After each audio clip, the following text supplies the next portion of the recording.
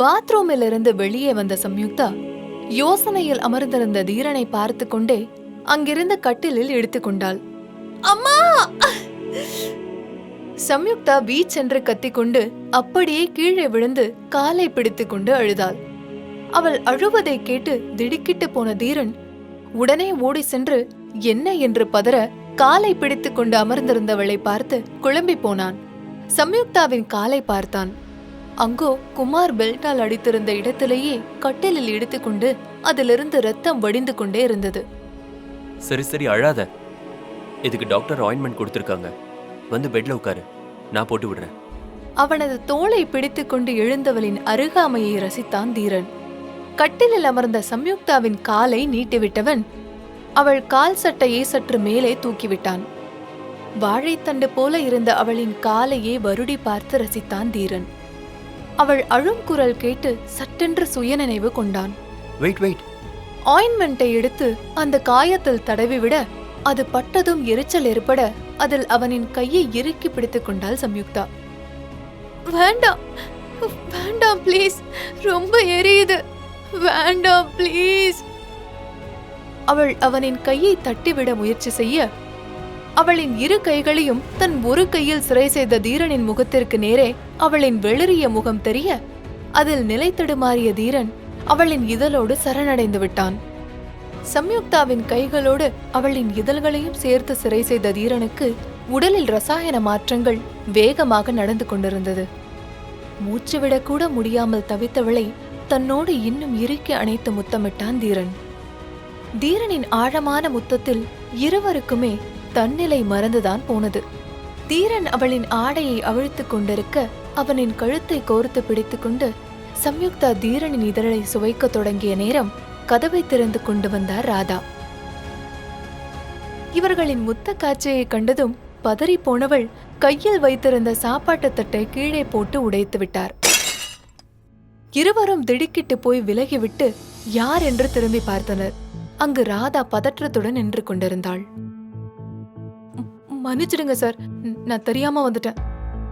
கீழே சிதறி விழுந்த சாப்பாட்டை எடுத்துக்கொண்டே ராதா கூற தீரனிற்கு கோபம் உச்சிக்கு ஏறினாலும் சம்யுக்தாவின் பயந்த முகத்தை பார்த்துவிட்டு அவளை விட்டு விலகி எழுந்து வந்தான். டோர் நாக் பண்ணணும்னு கூட உனக்கு தெரியாதா? உள்ள வரும்போது கதவை தட்டிட்டு வான்னு நானும் உன்கிட்ட பல தடவை சொல்லியிருக்கேன். போய் வேற சாப்பாடு எடுத்துட்டு வா.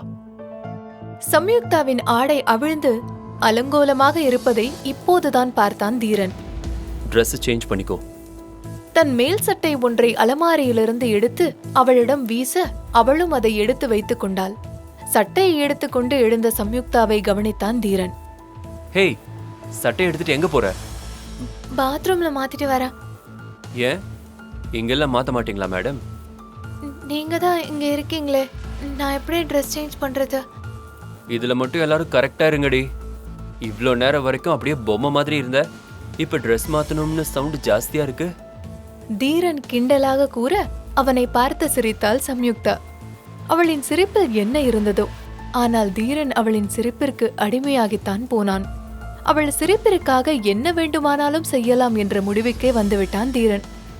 அவன் வெளியே எழுந்து செல்ல இவளும் அவள் அணிந்திருந்த ஆடையை கழட்டிவிட்டு அவனுடைய சட்டையை அணிந்து கொண்டாள். இங்கோ வசந்தா தன் மனசாட்சியிடம் நடந்ததையே நினைத்து நினைத்து பார்த்து புலம்பிக் கொண்டிருந்தாள். என்ன தைரியம் இருந்தா என்னையே எதிர்த்து பேசுவான் அந்த தீரன். நானும் அவனை என் வழிக்கு கொண்டு வரலான்னு பாக்குறேன், இறங்கி வரமாட்டானே. என்ன பண்ணி அவனை என் வழிக்கு கொண்டு வர்றது? அவன்கிட்ட காசுக்கு நான் நிக்கிறதால தானே என்னை இவ்ளோ கேவலமா பேசுறான். அவன் பிசினஸ் லாஸ் ஆகுற மாதிரி ஏதாவது பண்ணா அவன் தானா அடங்கி உட்கார்ந்துருவான்ல. லூசானி, அவன் பிசினஸ் லாஸ் ஆனா உனக்கும் தானே பிரச்சனை. மனசாட்சி உண்மையை புரிய வைக்க வசந்தாவும் அதை உணர்ந்தார். ஆனா அவன் தலங்கனத்தை அடக்கணும். அதுக்கு என்ன வேணும்னாலும் பண்ணலாம், நான் பண்ணுவேன். அவனோட இந்த திமிரா நான் அழிச்சே ஆகணும். தனக்கு தானே கூறிக்கொண்ட வசந்தா ஒரு வில்லத்தனமான சிரிப்பை உதிர்த்து கொண்டார். சம்யுக்தாவுக்கும் தனக்கும் கீழே சென்று சாப்பாடு எடுத்து வந்த தீரன் அறைக்குள் இருந்தவளை காணாமல் தேட அவளோ பால்கனியிலிருந்து அழகு பதுமையைப் போல நடந்து வந்தாள். அவனின் ஆடையில் சம்யுக்தாவை கண்டதும் தீரனின் ஒவ்வொரு அணுவும் புதிதாக மலர்ந்தது. ஐயோ, இவள் இப்படி பார்க்கும்போது என்னென்னவோ தோணுதே. என்ன இவ இவ்ளோ அழகா இருக்கா? காம் டவுன்டா தீரா. அவசரப்பட்டு ஆர்வ கோளர்ல எதுவும் பண்ணி அவளை பயமுறுத்திடாத.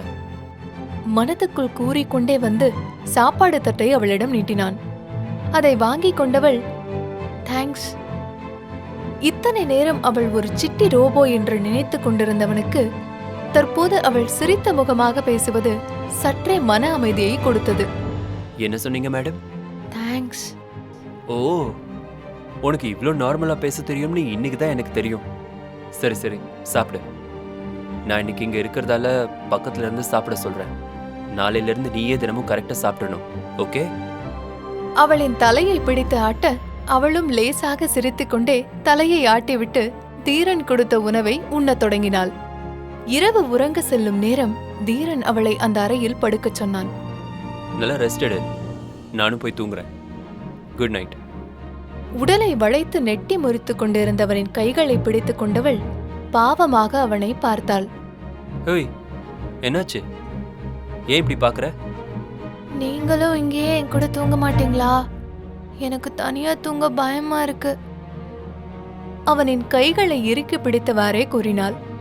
அதை கேட்டு அதிர்ந்துதான் போனான் தீரன். இருந்தாலும் அவள் பயம் புரிந்து கொண்டு பொறுமையாக பேசினான். இல்ல வேண்டாம், நீ இங்கே தூங்கு. லைட் ஆஃப் பண்ண வேண்டாம். நானும் இங்க படுத்தா உனக்கு தாண்டி பிரச்சனை. ப்ளீஸ், நீங்க வேணும்னா பெட்ல படுத்துக்கோங்க. நான் வேணும்னா கீழே படுத்துக்கிறேன். என்னை விட்டுட்டு எங்கேயும் போகாதீங்க ப்ளீஸ். கண்கலங்கி கூறியவளை விழி அகலாமல் பார்த்தான் தீரன். எந்த பெண்ணிடமும் தோன்றாத ஒரு புதுவித உணர்வு அவளோடு தோன்ற அவனுக்கு என்ன செய்வது என்று தெரியாமல் முற்றிலும் குழம்பி போய் நின்றான் தீரன் முதல் முறையாக. சரி சரி, அழாத. நான் எங்கேயும் போல. நான் இங்கேயே தூங்குறேன். தீரன் சோஃபாவில் படுத்துக்கொள்ள செல்ல சம்யுக்தாவோ தன் கண்களை துடைத்துக் கொண்டே பார்த்தாள் தீரனை. அரண்மனை போன்ற தன் வீட்டில் எண்ணிலடங்கா அறைகள் இருந்தாலும் எங்கிருந்தோ வந்த ஒரு பெண் கூறிய வார்த்தைக்காக அவளுடன் அந்த அறையில் தூங்க முடிவெடுத்தான் தீரன். அத்தனை பெரிய கட்டில் அங்கு இருந்தும் சோஃபாவில் சென்று படுத்துக் கொண்டான். அவனுக்கே அவனை நினைத்து ஆச்சரியமாக இருந்தது. Excuse me, hello.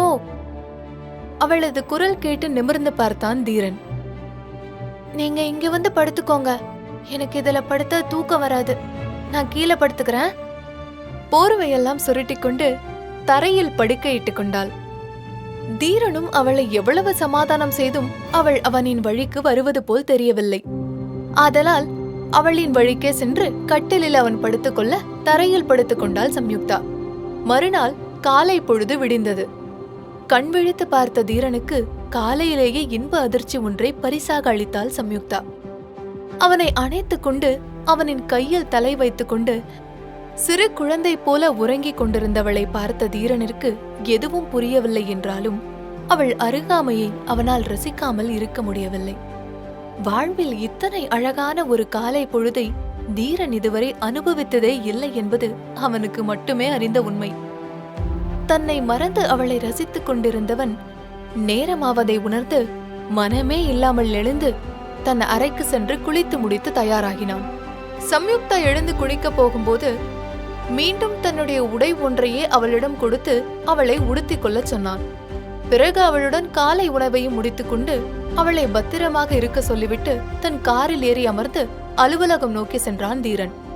அதே நேரம் சம்யுக்தாவிற்கு தேவையான அனைத்தையும் ராதாவிடம் கவனிக்க கூறிவிட்டு செல்லவும் அவன் மறக்கவில்லை. தீரன் குரூப் ஆஃப் கம்பெனிஸ் என்ற பொன் எழுத்துக்கள் மின்னும் அந்த வானுயர்ந்த கட்டிடத்தின் வெளியே பார்க்கிங்கில் தன் காரை நிறுத்தியவன் அந்த கட்டிடத்திற்குள் நுழையும் போது தன் கோட்டை எடுத்து போட்டுக்கொண்டு கம்பீரமாக சென்றான் தீரன். தீரன் தலை தெரிந்ததுமே அங்கு பணிபுரியும் ஊழியர்கள் அனைவரும் எழுந்து அவனிற்கு காலை வணக்கம் கூறினர், மிகவும் பவ்யமாக. எல்லோருக்கும் ஒரு தலையசைப்பை பதிலாக தந்துவிட்டு யுகதீரன் மேனேஜிங் டைரக்டர் என்ற எழுத்துக்கள் தாங்கிய தன் கேபினில் சென்று அமர்ந்தவனுக்கு நினைவு முழுவதும் சம்யுக்தா பற்றியே ஓடிக்கொண்டிருந்தது. உடனே தனது PA விஷ்ணுவை அழைத்தான் தீரன். கேளுங்க falling for the girl audio series உங்க குக்கு FM ஆப்ல. டவுன்லோட் தி ஆப் நவ.